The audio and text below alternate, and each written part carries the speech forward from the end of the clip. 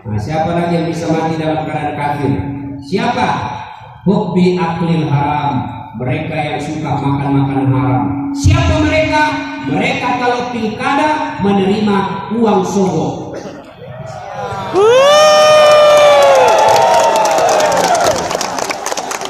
Nah, mereka terima uang sogok, wane piro. Nah, termasuk anggota DPR yang terpilih karena nyogok. Selama dia makan uangnya, selama itu dia makan uang haram. Ada anggota DPR begitu di sini? Banyak. Ada. Salah, kenapa kau pilih Allah? Kau nggak akan nyogok, tapi kau terima ya. Termasuk PNS yang kerja gara-gara nyogok. Selama dia terima uangnya, selama itu dia makan uang haram. Kenapa? Karena dia bekerja diawali dengan sogok, termasuk uang pensiunnya. Jangan heran ketika dia masuk pegawai dia nyogok, pensiun tak pernah berhenti penyakit, keluar masuk rumah sakit. Kenapa? Uang yang membentuk darah dagingnya uang-uang haram.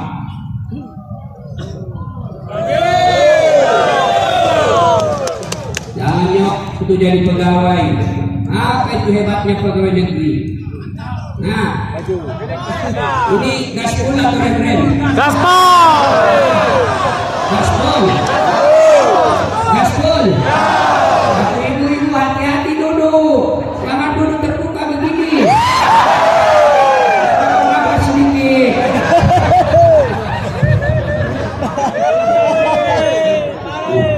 Ya, bisa mati. Saudaraku, adik-adik remaja bangsa Aceh nih. Ya, kalau kalian mau kerja tidak harus jadi pegawai negeri, apalagi sampai nyogok, apalagi jadi anggota DPR, jadi tentara, polisi karena nyogok. Demi Allah, yang kau kerjakan hanya di dunia. Paling lama kau bisa kerja 20-30 tahun. Setelah itu kau pensiun masuk tanah, maka sisa hidup-hidupmu akan sengsara selama-lamanya.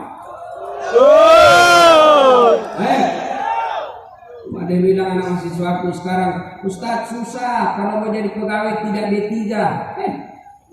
Apa bisa? Dia bilang bisa, orang tidak bisa karena ada nyogok. Saya jadi pegawai tidak nyogok. Apa hebatnya pegawai negeri? Mana ada pegawai negeri tidak ada utangnya di koperasi? Pegawai negeri itu tanya tuh pegawai negeri. Tanggal 1 sampai tanggal 10 makannya apa? Sari laut. Tanggal 11 sampai 20 turun sedikit, sari mie. 21 sampai 30 sari don. Kalau sakit kepala, habis uang, cicilan belum lunas. Kenapa tahu Ustaz? Ya karena saya begitu. Saya pegawai negeri. Ya, Ustaz berapa gajinya? Oh, 7 koma. Hebat. Maksudnya tanggal 7 sudah koma. Wa qala bismillahirrahmanirrahim. Ya ayyuhalladzina amanu dukhulu fis-silmi kaffatan wa la tattabi'u khutuwatis syaitan innahu lakum aduwwun mubin. Wahai orang-orang yang beriman, masuklah engkau ke dalam Islam secara sempurna dan janganlah engkau ikuti langkah-langkah setan, karena sesungguhnya setan itu musuh yang nyata bagi kalian. Musuh kalian bukan polisi, musuh kalian bukan pemerintah, musuh kalian bukan ulama, musuh kalian bukan pejabat, musuh kalian adalah setan, di mana setan itu musuh yang nyata bagi kalian. Kalau kita ibu bapak ketika mendengar undangan ceramah ini yang terpasang di atas sana, bapak baca, setan goda, tidak usah kau datang, tidak usah kau datang, capek, tidak ada kursi, makan tidak ada, tidak usah kau datang, tidak usah datang, capek saja. Nah, itu setan yang menggoda bapak ini. Tapi alhamdulillah, bapak yang hadir di tempat ini dari Sabang sampai Merauke, dari belakang sampai ke belakang, barusan saya ceramah 4 penjuru. Foto tidak ada di atas. Ya, nah, maka bapak ibu yang datang di sini berhasil di rumah. Tapi apakah setelah Bapak Ibu datang di sini setan menyerah? Tidak, dia goda lagi kita. Gak usah dengar ceramah, gak usah dengar ceramah. Pegang HP-mu, pegang HP-mu, pegang HP-mu. Maka orang yang pegang HP itu orang-orang yang kena godaan setan. Orang sudah ceramah masih sibuk.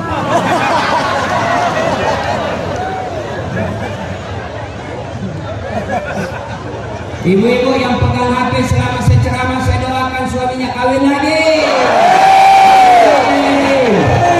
Sekarang ini bapak-bapak. Tugas istri tidak berani, prank.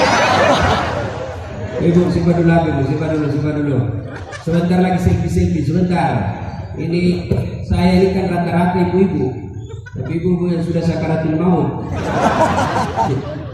Orang lagi ceramah sibuk juga selfie ya. Nah, siapa lagi yang kena godaan setan di tempat ini? Siapa? Mereka yang datang pengajian dengan pacarnya. Cewek, kenapa dekat-dekat sama cewek? Pacaran syar'i, pacaran syar'i. Hati-hati ibu-ibu, cewek-cewek yang dekat dengan cowok. Bisa jadi tuh cowok adalah godaan setan. Nah, dengan ceramah sambil peluk-peluk. Belek-belek. Wa qala idzan bismillahirrahmanirrahim. Innallaha wa malaikatahu yusalluna 'alan nabi.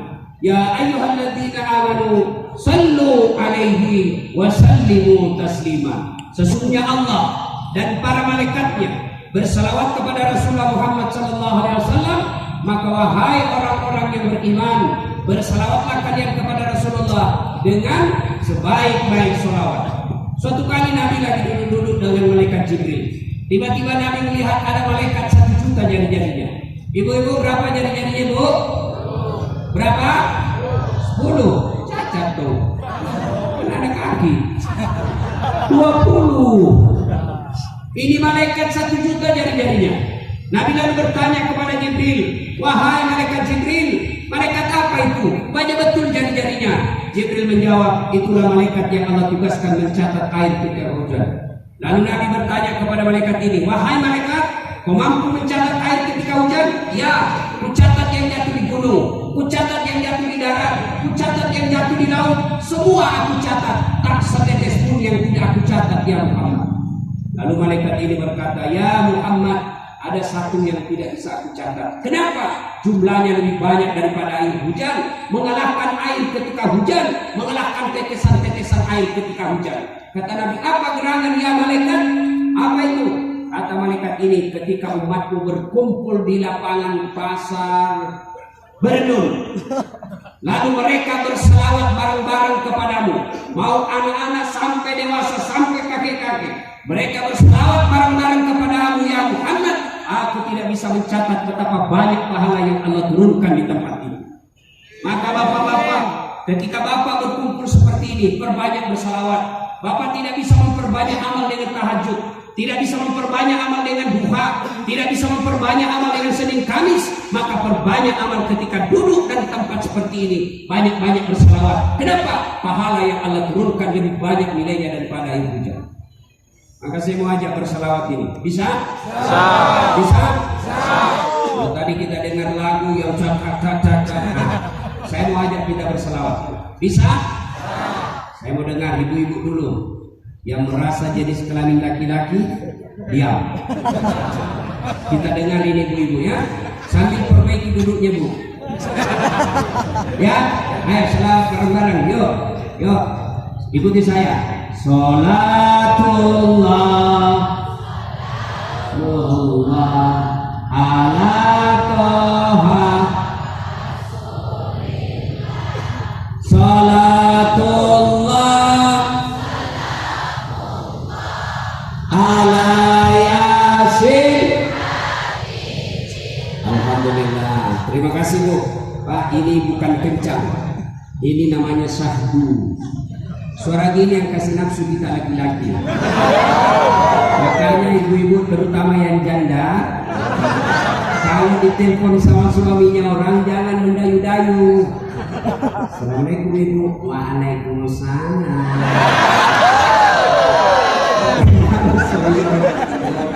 Lagi di mana Ibu? Di rumah aja Pak. Lagi ngapain? Paling dong. Bagaimana suaminya orang datang goda yang kencang dong, tegas. Assalamualaikum Bu. Waalaikumsalam. Lagi di mana? Di rumah.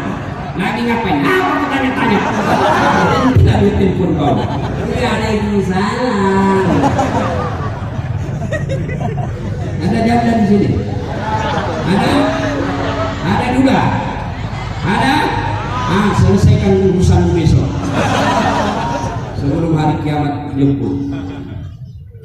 Ibu-ibu diam, kita dengar bapak-bapak. Ayo, saudaraku yang merasa jenis kelamin laki-laki. Allah menyediakan pahala yang sangat besar bagi mereka yang berselawat. Sambut selawat ini dengan meriah. Ayo. Salatullah salamullah ala Taha Rasulillah. Salatullah salamullah ala Yasin Habibillah. Mereka yang malu bersalawat tidak akan disaksikan oleh Rasulullah. Ayo jangan malu-malu salawat. Bareng-bareng semua. Laki, perempuan, anak muda, pejabat, non pejabat. Ayo bareng-bareng. Yuk. Salatullah salam